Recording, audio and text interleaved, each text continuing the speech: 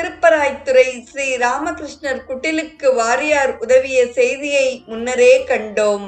அந்த நிறுவனத்தின் வெள்ளி விழா 1976 நடந்தது. குட்டில் சுவாமிகளும் வாரியாரும் பல இடங்களில் நிதி திரட்டினர். குட்டிலில் தங்கி படிக்கும் ஒரு குழந்தைக்கு ஆண்டுக்கு 5000 என்று கணக்கிட்டு 27 லட்சம் நிரந்தர நிதியாக வங்கியில் வைத்தனர். கிருபானந்த வாரியார் சுமார் 60 ஆண்டுகள் உலகின் பல பகுதிகளுக்கும் சென்று சமய பிரச்சாரம் செய்தவர்.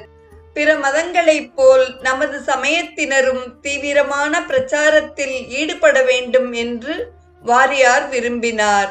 அதனை செயற்படுத்த மதுரை ஆதீனம் அவர்களை நிரந்தர தலைவராக கொண்ட திருவருள் தவநெறி மன்றம் என்ற அமைப்பை நிறுவினார்.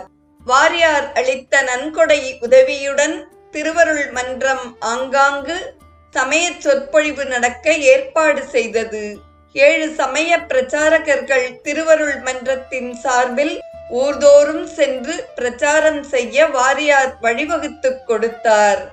1976 ஆண்டு